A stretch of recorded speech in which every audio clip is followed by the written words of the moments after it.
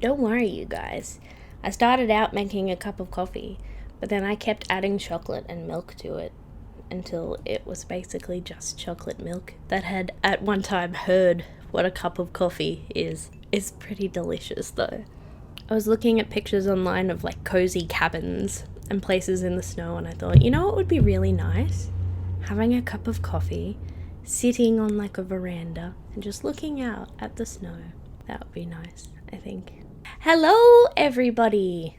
That's the wrong hand. Hello everybody! It's been a little while, but I'm very keen to be back. So you might have seen a couple of days ago I made a post saying that I'd uploaded the text versions of Littleland chapters to my Wattpad. There'll be a link to that down underneath the video or to the side. I don't know where things are. I'll write down a link. There'll be a link somewhere. Maybe I'll pin it in a comment if I can figure out how to do that. I used to be super technology savvy, and then technology grew, and I did not.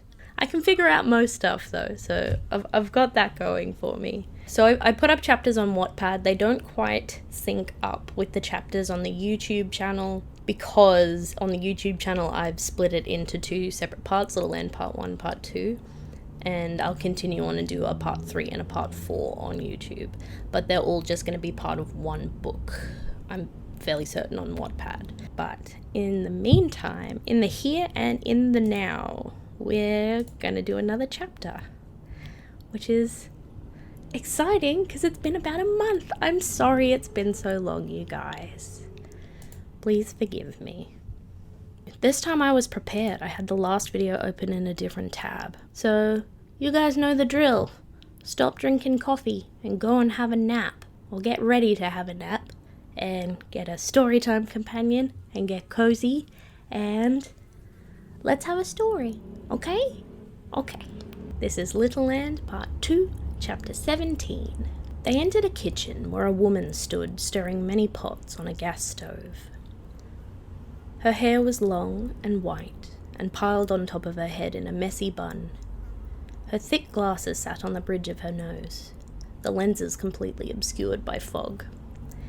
She looked at them over her spectacles as they entered, a surprised smile spreading across her face. "Vera, I would like you to meet Aidan James Phillips." "Well, hello, little sir," said Vera, circling out from behind the kitchen counter and wiping her floury hands on her paisley apron. "What are you doing out here?" "I saw something in the bushes and I went to go see what it was." "And you got a bit lost, did you? No matter. We'll call the big cabin and check in with them, shall we? I bet your missus worried sick." Papa Tom grunted his agreement, looking down at the bundle in his arms. Aidan felt the gaze boring into his copper-coloured locks and looked upward. "While Granny Vera makes that call, you and I will go get changed into something warm, wee man. How's that sound?" His backside stung, and he felt apt to freeze. On top of this, his bladder was beginning to feel full. Aidan nodded cautiously. "But first, let's go put this lovely hat of yours in the wash." This cabin was roughly half the size of the big house, and so Aidan was laid down on a bench in the bathroom. Papa Tom had peeled off Aidan's damp snowsuit and set about repeating the process with the little boy's underclothes.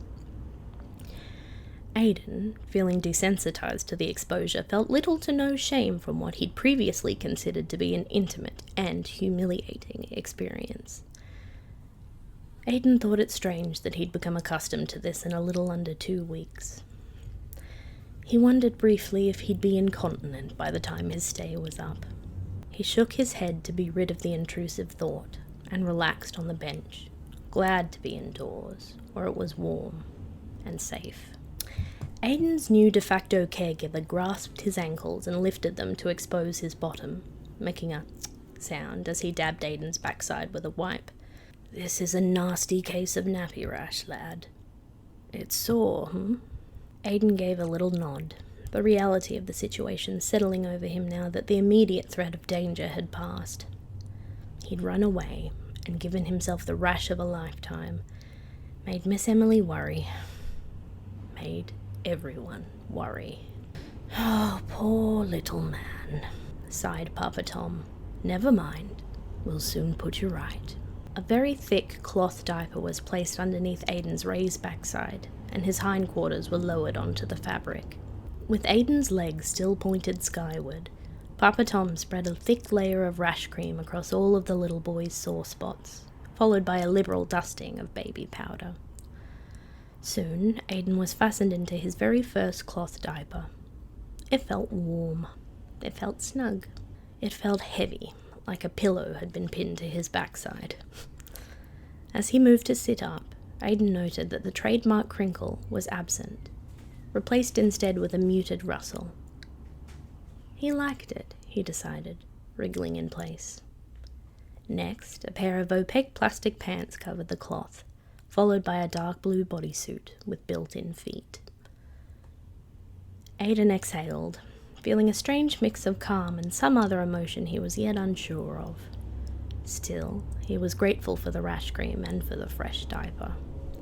He was even more grateful that he'd not had to experience any discipline from this new man, who had hands that rivaled the doctor's in size.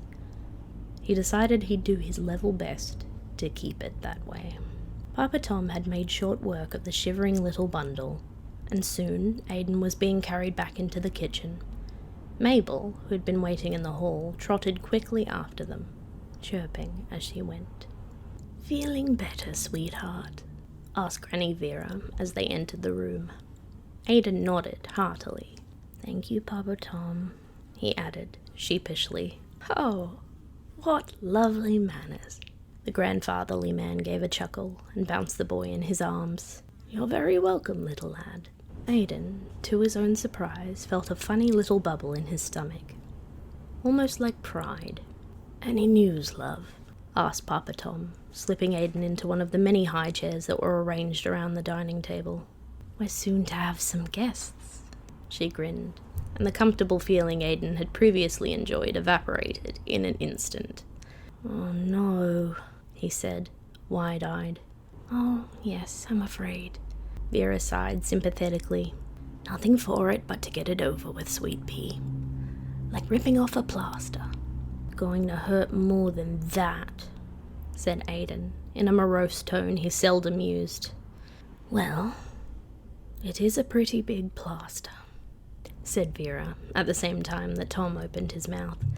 "I should say, lad," said Papa Tom, who had begun to set the table with the appropriate number of plates, atop a variety of vinyl placemats. Some featured beautiful renderings of native wildlife or landscapes, and some were cartoons. Aiden was momentarily distracted from his sense of impending doom when he noticed his placemat had a picture of Garfield, along with some joke that was undoubtedly about Mondays or lasagna. Lacking the enthusiasm required to read, Aiden ignored the words on the mat and concentrated on the images. "Classic," observed Aiden, his stomach again beginning to growl as he gazed at the cartoon pasta. "Darling heart, switch on that show for him while I'm finishing up lunch. You know, the orange one, the one from the placemat over there." "Not now, Vera.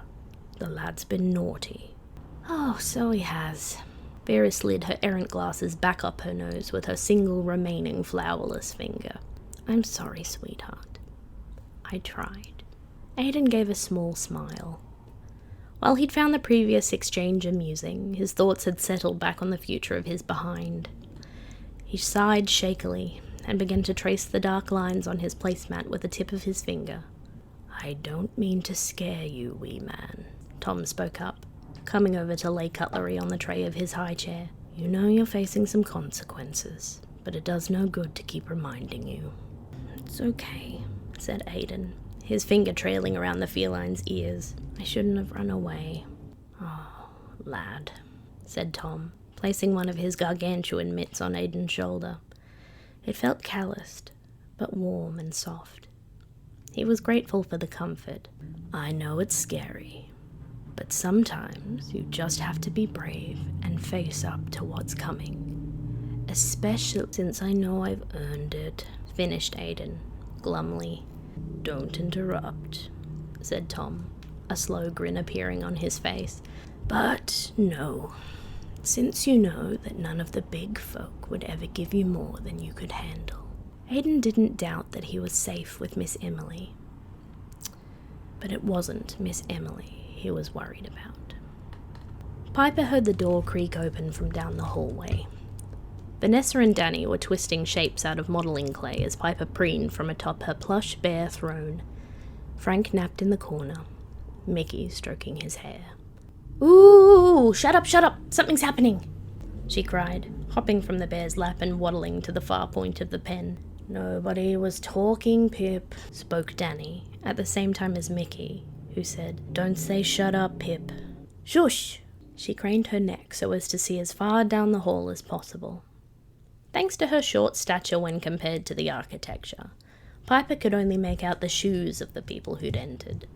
A pair of brown hiking boots, Ethan's black sneakers, and finally a pair of honking great black leather platforms, as if the doctor needed any additional height.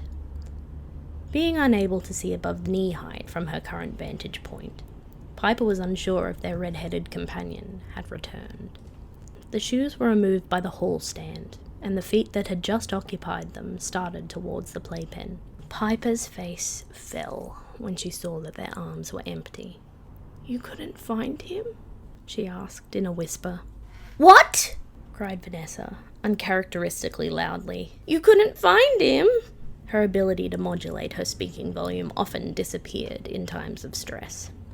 "Not yet, little ones," said Emily, in a tired voice that betrayed her true feelings on the situation.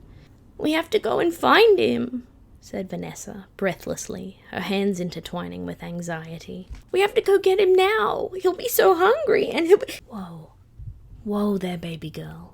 Miss Mia's soothing voice washed over her and helped some to calm her racing heart. "We are going to find him." "But what if you don't?" asked Piper, who'd wandered over to where Vanessa stood, and was also twisting her fingers into knots. Just then, as if in response to Piper's question, a phone could be heard ringing from down the hall.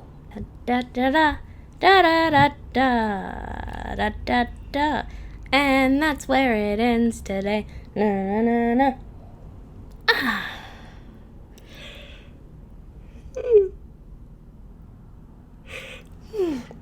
I think it's time for me to go have a nap.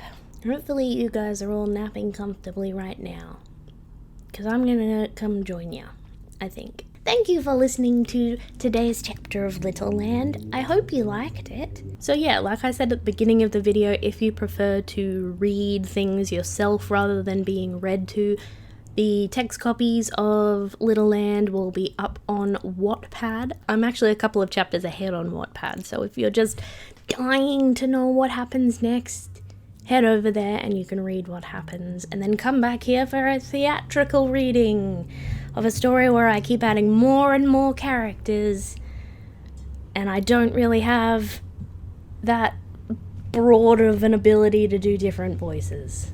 So lots of them are going to have the same voice, and then I forget what each individual character sounds like when I'm midway through recording a thing. Okay guys, I hope you enjoyed this chapter of Littleland, and I hope you just have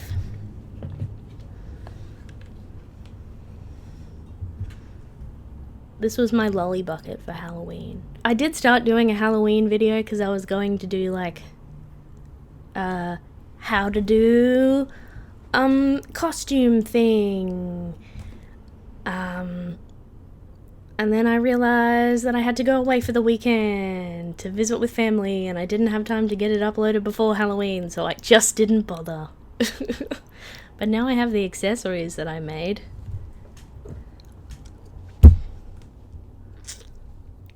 Don't know what I'm gonna do with them, but hey, maybe that can be for a future video. I hope you have a day that would inspire a medieval bard to write a ballad about. I hope it's just a grand adventure. Okay, bye everybody.